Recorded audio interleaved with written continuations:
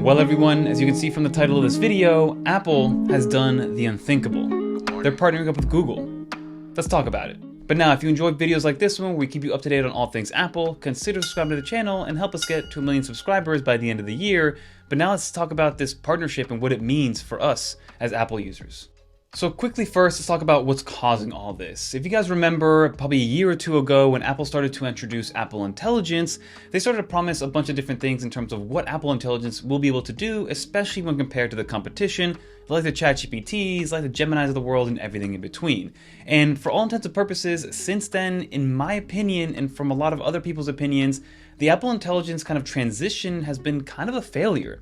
Maybe not from a practice standpoint in terms of what it can do, because sometimes I do see myself using things that involve Apple Intelligence, but it's not in the traditional chatbot way that we've gone to use in terms of AI agents like the ChatGPTs, the Perplexities, and everything in between. But what the biggest failure was the messaging behind Apple Intelligence and how to get the average consumer to use it and know that they're using it and know how they're using it correctly. And that's why I think this partnership between Apple and Google has begun to build and now officially is being done.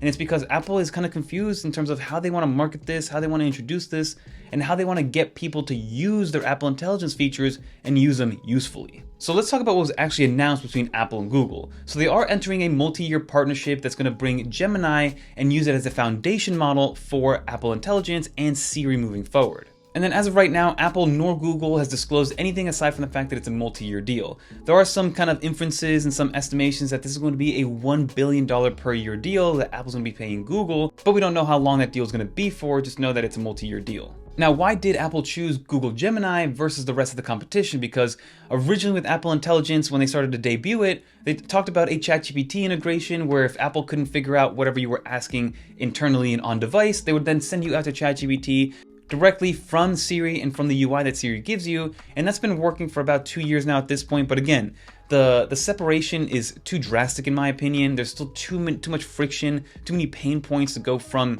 directly in Siri to then move over to ChatGPT.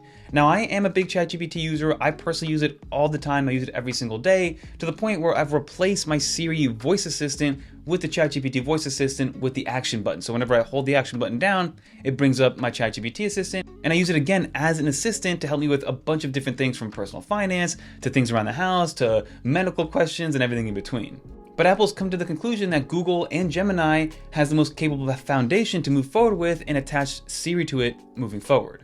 And some of the key reasons is because Google Gemini has a rapid iteration pace, Google's Cloud's massive AI infrastructure that's already been built, and they've been around and proven for years now at this point. I mean, think about it. Google has owned the internet for the past 25 years. So they have been able to prove that they can do this at scale and they can do this with a consumer-facing product first. Now, how is this going to technically work? Because this is going to be the important part moving forward with this partnership between Google and Apple, because we don't want another situation where maybe Apple can't do it on device and they send us off to ChatGPT or they send us off to Gemini. They're going to replace the foundation of what Siri's built under, and they're going to be using Google Gemini as that foundation.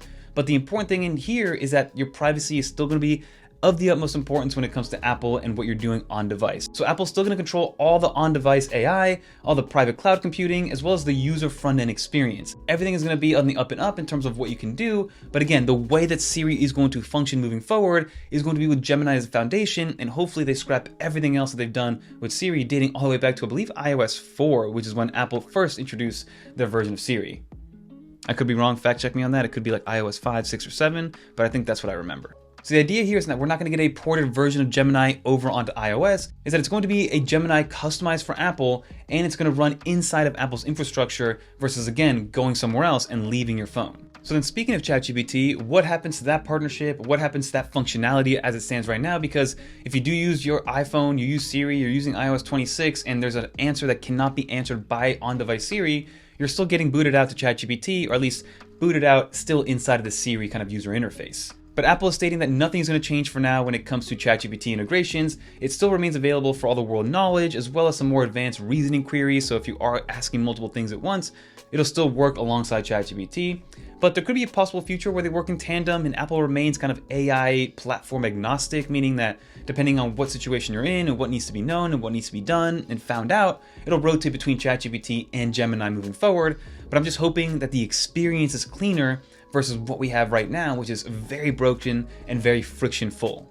So at the end of the day here, the $1 billion question is who's winning, who's losing, and is there even a winner and loser? So Apple's gonna win here by shipping a much better and faster AI experience to begin with. Again, Apple, in my opinion, like I said in the very beginning, has failed so far with Apple Intelligence in what they promised, what they overpromised, and how deeply underdelivered they've been when it comes to what Apple Intelligence can actually do. And then of course Google's gonna win here now because they're powering the Apple Intelligence and the AI for the world's most valuable hardware ecosystem, especially here in the US.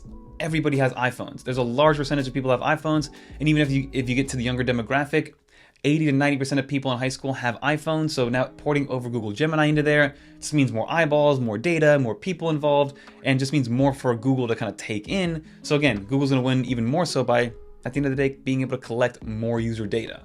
And if it's not individual user data, it's going to be user trend data, so they're able to then figure out what they're doing moving forward, because again, Apple's really going to push privacy and focus on making sure that, hey, your data is still your data, but I'm sure Google in the back end will be able to collect at least trend data to be able to make multiple points and then fix their Google Gemini as they see fit.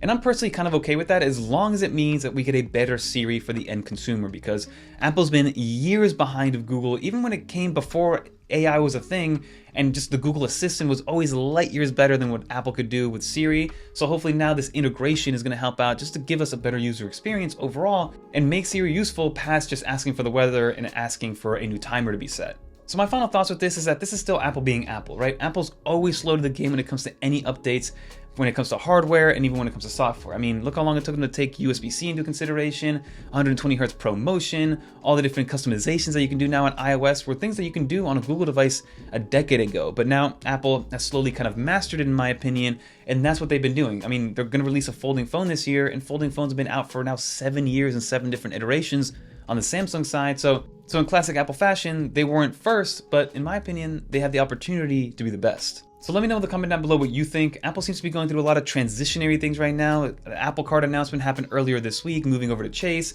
Now this with Google Gemini and Apple integrating together.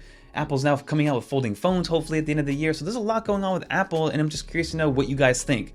Is this too much going on? Has Apple kind of lost its way? Is this all good in terms of the end user getting the best of the best when it comes to all the different pieces of hardware and software? Let's have a discussion down in the comments down below to see what you think about everything that's going on. I, for one, am still a believer in Apple, and I think this is going to end up being a net positive for the end user, but I can see how people think this is the writing on the wall, where the lack of innovation recently, is making Apple take a downturn. But that's to each their own. If you guys did make it to the end, leave a little dolphin. If you guys want to watch more videos like this one, check out one of these videos right here. And until next time, I'm Fernando. Peace, everyone. I'm excited to see what they got going on here.